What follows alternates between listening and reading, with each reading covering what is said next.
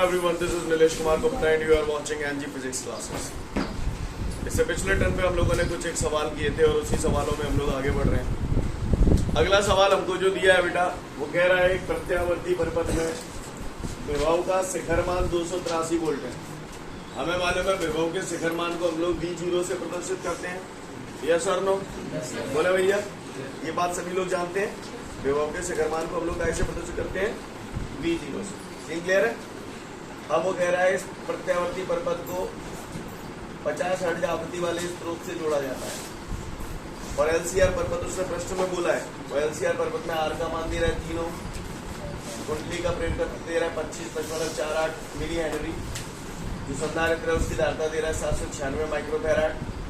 तो कह रहा है परिपथ की प्रतिबाधा ज्ञात करूं, परिपथ में बहने वाली धारा ज्ञात करूं, शक्ति गुणांक ज्ञात करूं और परिपथ में औसत व्यय शक्ति ज्ञात करूं। प्रश्न क्लियर है भैया सभी को? किसी को कोई दिक्कत यहाँ तक? चलिए, अगर आपको यहाँ तक सारी बातें क्लियर है तो गौर फरमाइएगा सभी लोग। एक बात बताइए, ये सब दिया है, प्रेरकत्व दिया है 25.48 मिली हेनरी। मिली कितना होता है भैया? 25.48 मिली की जगह मैंने लिख दिया 10⁻³ हेनरी। क्या ये कहानी क्लियर है आप सभी को? आगे बढ़ जाओ। आगे कह रहा है संधारित्र की धारिता 796 माइक्रोफैराड है। माइक्रो कितना होता है भैया? तो 10⁻⁻⁶। सीन क्लियर है सभी को? एलसीआर परिपथ उसने प्रश्न में बोला है। एलसीआर समझते हो ना कैसा मतलब? एलसीआर ऐसे तो बनता है एल सी,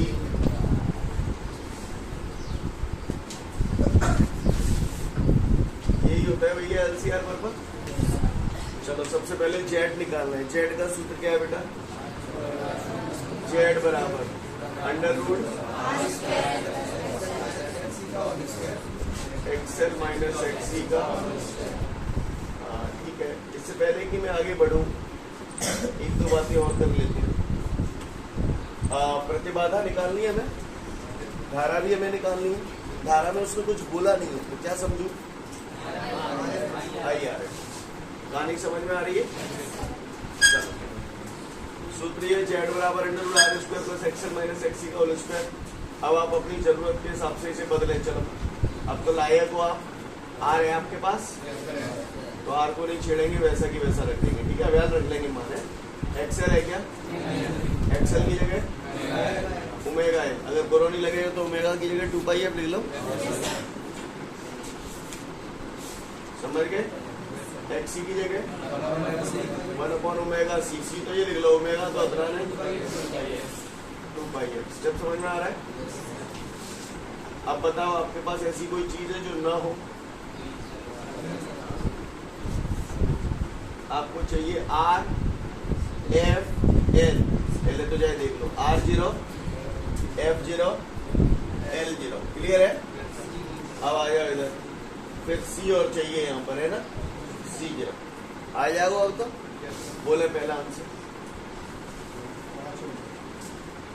कितना? 5। इसी पे ही बोल रहे हो ना? क्लियर? जेड बराबर हमारा कितना आ जाएगा यहाँ पर? 5। आगे बढ़ते हैं। अब हमें धारा निकालनी है। धारा IRMS बराबर, I बराबर क्या होता है? V/R। तो IRMS बराबर VRMS अपॉन R की जगह Z। नजारा क्लियर है सभी को? अच्छी बात है। IRMS बराबर, अब VRMS की जगह क्या करूं? VRMS तो अपनाने में V0 है, तो VRMS बराबर कितना होता था? Into Z। अब देखो आपके पास सब कुछ है। V0 का मान है कितना है? V0 बोलो भैया 283 बटे √2 का मान तो जानते ही हो 1.414 जेड। अब तो कर लेंगे इसे। बोले भैया कितना आ रहा है धारा का मान? है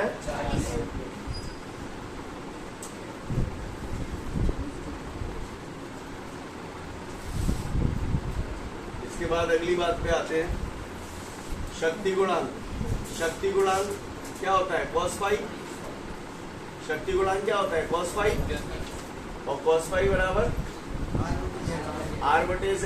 बोलो भैया, तो R कितना है 3, Z कितना है 5, भाग दे लो 0.6, देखना ये अब सही पता चलेगा 0.6, यही आ रहा है। ठीक है, तो शक्ति गुणांक आ गया हमारा 0.6।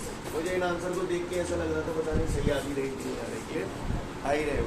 शक्ति गुणांक मैच कर रहा है ना। अब मुझे निकालनी है औसत व्यय शक्ति। औसत व्यय शक्ति का सूत्र क्या है VRMS × IRMS cos फाइव। सही बोल रहा हूँ? VRMS IRMS cos five. VRMS कितना है भैया? VRMS तो बताइए ना हमारे पास V0 है, तो VRMS की जगह काटांगना V0/√2 into IRMS 40 cos five की जगह 0.6 cos फाइव शक्ति गुणांक की तो होता है 0.6। अब तो कर लेंगे इसे, कितना वाट 4800 वाट।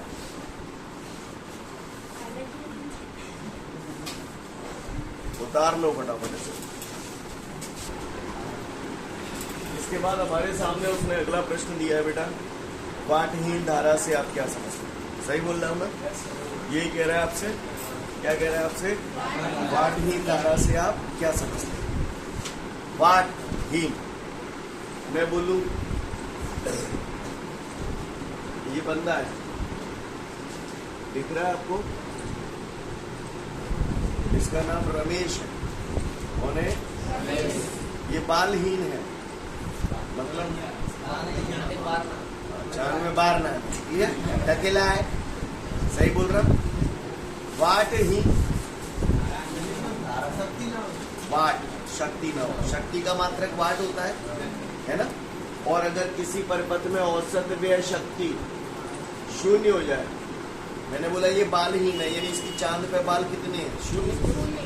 वाटहीन, वाटहीन यानी वाट 0 हो जाए। वाट का मतलब क्या 0 हो जाए? शक्ति 0 हो जाए, नहीं यही पसंद। यदि किसी विद्युत परिपथ में औसत व्यय शक्ति शून्य होती है, यानी किसी विद्युत परिपथ में आप धारा बहा रहे हो और धारा बहाने से उसके अंदर औसत व्यय शक्ति अगर शून्य हो जाए तो उस परिपथ में बहने वाली धारा को वाटहीन धारा कहते हैं। क्या कहते हैं? समझिए, बिजली का बिल पे करते है ना, बिजली इस्तेमाल करते हो इसलिए उसका बिल पे करते हो। बिजली क्या है? करंट। करंट बोले तो धारा, धारा काय में बह रही है? तार में बह रही है। तार में जब धारा बह रही है तो तार के प्रतिरोध के कारण, तार के प्रतिरोध के कारण बहुत सारी ऊर्जा दूसरी ऊर्जा के रूप में नष्ट हो जाती है, और वो जो नष्ट हो रही है ऊर्जा, उसी का बिल आपको पे करना पड़ता है। समझ में आ रही बात? अगर कुछ ऐसा हो जाए कि जो ऊर्जा धारा बह तो रही है, लेकिन प्रतिरोध के कारण जो बहुत सारी ऊर्जा उष्ण ऊर्जा के रूप में नष्ट हो रही है, अगर वो नष्ट ना हो तो काम बढ़िया हो जाए। नष्ट कब नहीं होगी? जब प्रतिरोध शून्य होगा। यानी जब किसी विद्युत परिपथ का ओमीय प्रतिरोध शून्य होता है, जब किसी विद्युत परिपथ का ओमीय प्रतिरोध शून्य होता है तो उस विद्युत परिपथ में धारा तो बहती है, लेकिन उसकी औसत व्यय शक्ति जो होती है वो शून्य होती है, क्योंकि जो बहुत सारी ऊर्जा उष्ण ऊर्जा के रूप में नष्ट होनी चाहिए वो नष्ट क्यों नहीं होती? क्योंकि उसका ओमीय प्रतिरोध, यानी जब किसी विद्युत परिपथ का ओमीय प्रतिरोध शून्य होता है तो उस विद्युत परिपथ में धारा तो बहती है, लेकिन उस परिपथ में औसत व्यय शक्ति का मान शून्य होता है। इसीलिए हम ऐसे परिपथों में बहने वाली धारा को वाटहीन धारा है। कहानी समझ में आ रही है? क्लियर है? पहले वाटहीन धारा की परिभाषा पढ़ लो, फिर आगे की बात करूंगा। आगे बढ़ते हैं। इसके बाद बेटा हमको जो क्वेश्चन दिया है उसे तैयार करने की जरूरत नहीं, आपका फोकट में ही तैयार है, अगर आपने अभी तक लक्ष्य से पढ़ा है तो। मुझसे कह रहा है निम्नलिखित विद्युत परिपथों में, परिपथ दे रहा है प्रश्न में, निम्नलिखित विद्युत परिपथों में औसत व्यय शक्ति एवं शक्ति गुणांक की गणना हेतु व्यंजक बताइए। तो व्यंजक व्यंजक तो 3 लेनी अपने को ज्यादा समझ में नहीं आता है, पर साला अपने को ये LIC क्लियर है, जीव नहाने के लिए नहाने के लिए तो चुल्लू और पानी में जाके डूब मरोगे सिगर भैसू यही होता था। जिससे पूछा जाएगा वही जवाब देगा भैया, ठीक है। अब तो कबड्डी तो रहेंगे। ये कौन सा परिपथ है ये बताओ पहले मुझे।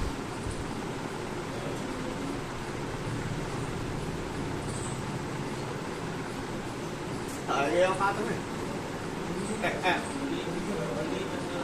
शुद्ध प्रतिरोध है ये क्या है? शुद्ध प्रेरकत्व परिपथ। और ये चूतिए को बता देगा नहीं बताए देगा। अच्छा, अगर इतनी गई समझ में आ रही है तो मुझे एक बात बताओ, इसके लिए कलांतर कितना होगा? शून्य होगा ना? होगा नहीं होगा? क्योंकि कभी ना शुद्ध प्रतिरोध पर केवल जाते मतलब है और इन लोगों के बीच कलांतर कितने है वो बताया भी जो बताना है, तुम स्वयं बता सकते हो। देखिए क्या 90 π/2 नहीं बोल सकता जहाँ 90। तो बताओ चलो इसका शक्ति गुणांक कितना होगा?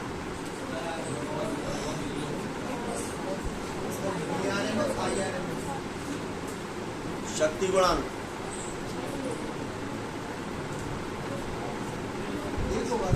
एक होगा। Very good. अबे कमीनो शक्ति गुणांक क्या होता है? cos फाई कितने का है? 0। तो cos 0 कितना होता है? 1 का। परेशानी है यहाँ में पागल से। क्या वो शक्ति गुणांक बताओ चलो। अब मैं ज्यादा नहीं बताऊंगा। क्यों? क्योंकि cos 90। बोलो बोलते क्यों नहीं है? क्या हो जाता है तुमको? जाको बोलो। सब तो मैं नहीं करता है। 0 नहीं आई भैसू शक्ति गुणांक बता दे पगा। चलो औसत व्यय शक्ति निकाले इसकी। शुद्ध प्रतिरोध पर औसत व्यय शक्ति भी तो पूछ रहा है। सूत्र है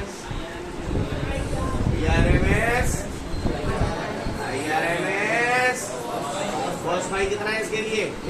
तो 1 लिखूं। तुमने औसत व्यय शक्ति बताई थी पहले। क्लियर? VRMS IR समझ गए? यानी शुद्ध प्रतिरोध परिपथ की शक्ति गुणांक कितना आ गया? औसत व्यय शक्ति कितनी आ गई? सर तंत ही ना मर रहा हो बरेगा का। जागो शक्ति गुणांक कितने है? जागो कितने है? चलो औसत व्यय शक्ति बताओ। है क्यों? क्योंकि V RMS I RMS cos phi की जगह 0। तो 0 को गुणा जा पूरे थे जाओ तो स्वाहा जागो अंत ही ना पर रहो। काहे मैंने सुनी है जिस विद्युत परिपथ में औसत व्यय शक्ति 0 होती है उसमें बहने वाली धारा। तो जाको मतलब जिस परिपथ में बहने वाली धारा वाटहीन धारा होगी। क्योंकि यहाँ पे औसत व्यय शक्ति 0 आ रही है। क्या में होगी नहीं होगी। तो स्टार्टिंग के 3 परिपथ देख लो, फिर मैं आगे की बात करूंगा। आगे बढ़ते हैं। इसी में अगला पॉइंट है RL परिपथ। अब आप ही लोग बताना, मैं नहीं बताऊंगा। रेडी? मैं एक परिपथ बता रहा हूं, उसी तरीके से सारे होंगे और आप लोगों को बोर्ड पे आगे करने होंगे। RL परिपथ, ठीक है भैया? तो सबसे पहले तो जाको डिजाइन बनाओ। काय को डिजाइन आगे RL परिपथ पाने मोते का पूछिए लाला रे। शक्ति गुणांक पूछिए क्या होता है? शक्ति गुणांक cos फाई। समझ में आई? अब है ना तो मोए भाई के मान डायरेक्ट देखे थे पता पर रहे थे LIC थे। अब जब मैं मोए भाई तो निकालना पड़े हो ना। आ जाओ RL परिपथ काका ले लो जिनमें ये आई है वो जो VR नहीं आया और VL ले लो और VC ले लूं। अच्छा VC नहीं लूं, अब कलांतर कैसे लिख रहे हो भैया? अच्छा परिणाम ही जाओ, ऐसे ऐसे ऐसे कायदे प्रदर्शित करते हैं परिणामी। कलांतर का बनाऊं V और I के बीच में। अब जामे तो पता ना पड़ रहा भैया, जामे तो पता ना पड़ रहा। अब क्या करूं? cos फाई बराबर R/Z पढ़ाया आपने? R/Z जहीते आओ है, नहीं आई बात समझ में? ना समझ में आ रहा तो बेसी में आ जाओ। cos थीटा बराबर आधार बटे आधार कितने दिया में? एक कमीनो दिया, बोला करण कितने है? V। समझ में आई बात? आगे बढ़ा रहा हूँ। ये एक ही खंड को विभव है या दुनिया भर के खंडन को है? केवल प्रतिरोध का विभव है। क्या लिखूं? IR। ये विभव काय को है? पूरे को। तो V बराबर IZ। I गई आएगा R/Z। तंत्र ही ना पढ़ रहा हो। cos फाई ये वही सूत्र है। मैं जैसे रामायण नहीं करता तो डायरेक्ट भी लिख सकता था cos फाई बराबर R/Z। याद है ना अपने पहले थे? बहुत सुनो, बराबर R/Z की जगह और जोड़ना चाहो तो RL परिपथ है। क्या सूत्र होता है? विभव जोड़िए, प्रतिबाधा है Z। समझ गए? नहीं आई? नहीं आई? कहाँ है ये? कहाँ है ये? शक्ति गुणांक cos फाई की बात बराबर जरूरी नहीं है कि रामायण को R/Z भी लिख सकता था और डायरेक्ट लिख। समझ गए? अब पट्टन में मोते जो कहिए मैं औसत व शक्ति निकालू, देख लेना ध्यान से। VRMS IRMS cos फाई, यही तो सूत्र होता है बेटा। तो मैं चाहता तो कई तरीके से कर सकता हूँ, सब सही है, बस आना चाहिए। सूत्र वूत्र याद करने की जरूरत नहीं है, पगला जाओगे, बोरा जाओगे। VRMS IRMS cos फाई की जगह ये तो डायरेक्ट ये लिख दूंगा या फिर R/Z, चाहे जैसे कर लो, बात ही कही है। मैं यही बात समझ और आगे बढ़ा रहा हूँ। उसने देखिए मैंने V रमेश कमीनो IRMS I बराबर V/R। I रमेश है तो क्या जाएगा? V Ramesh upon Z। तंत्र पढ़ रहा है और जी R/Z पहले से डटो है क्या? ना डटो डटा है। तो E एवरेज बराबर VRMS into VRMS into R, Z into Z square. Mathematically चाहे जैसे कर लो, बात ये कही है, आंसर लास्ट में पहुंचोगे भाई, सबको ऊपर ही जाना है। क्लियर है? Z बराबर ये निकाल चुके हो, RL है ना, √RL² प्लस, अब Z को वर्ग है, केवल RL², √ क्यों हट गो? समझ में आई बात? और आगे बढ़ाना हो तो XL की जगह ओमेगा है, फिर ओमेगा की जगह, समझ गए? अब देखो RL पर सब समझ में आया रहो कि ना नहीं आया रहो? RL इसी तरीके से RL के बाद बेटा हम लोग करेंगे RC। RC में क्या जुड़ जाएगा यहाँ पर?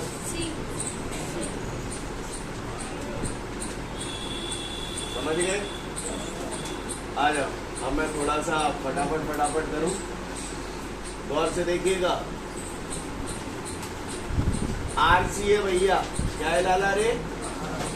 RC, ये तो क्लियर है ना? नहीं, RC बराबर शक्ति गुणांक cos फाई बराबर R/Z। बोलो Z की जगह क्या लिख दो? R² प्लस, हो गया? औसत में शक्ति निकालनी है। VRMS IRMS, यही सूत्र भैया। आजा VRMS, तो VRMS IRMS की जगह VRMS अपॉन cos फाई की जगह R/Z। क्लियर है? V R M S into V R M S, V R M S का square into R, Z into Z, Z का स्क्वायर। क्लियर है?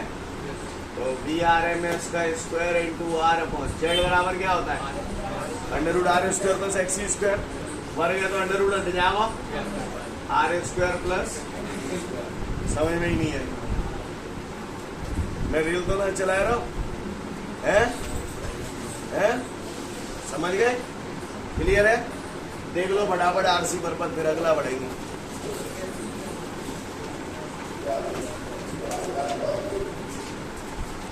RC के बाद अगला परपद देखते हैं एलसी।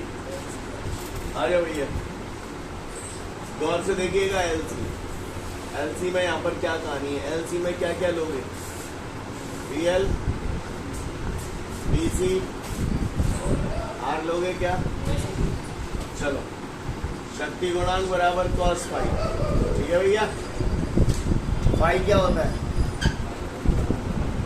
फाइव क्या होता है?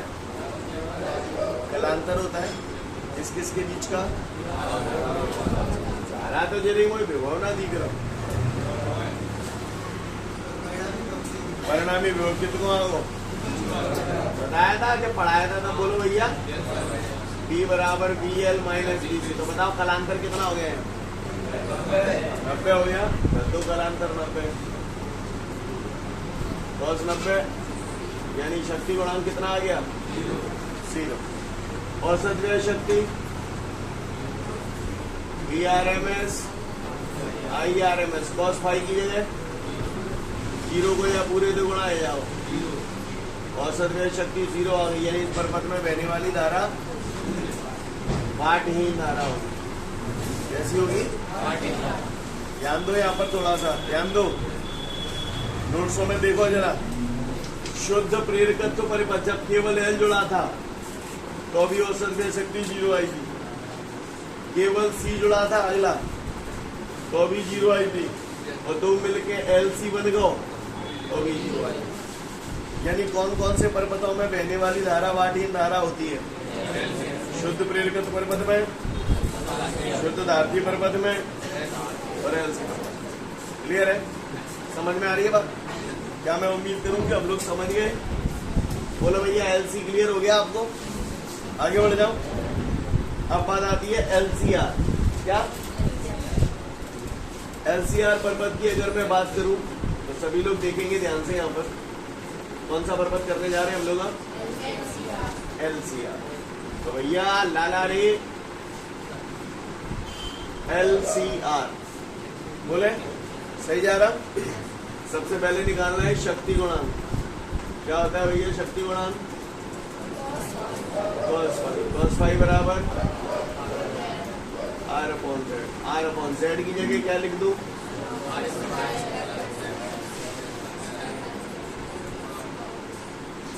हो गया? चलो औसत व्यय शक्ति बोलो।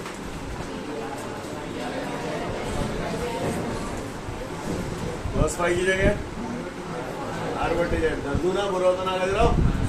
वाई तो ये V R M S I R M S की जगह क्या लिख दूं? वी आर एम एस बटे जेड, और ये क्या है? जेड स्क्वायर कर लूं। समझ गए? बोलो अगर इतने ही समझ गए तो औसत व्यय शक्ति V R M S into V R M S square. R वैसो दी वैसो, जेड की जगह का तानव, अंडर रूट नहीं लगाऊं। और आगे बढ़ाना चाहो तो आप लोग बढ़ा सकते हैं, कोई दिक्कत? समझ में आ रही है ये बात? बोलो भैया देख लो फटाफट से, फिर आगे बढ़ेंगे। ओके, आज के लिए पर्याप्त है, कल फिर मिलते हैं। Thank you everyone, have a great day to all of you guys.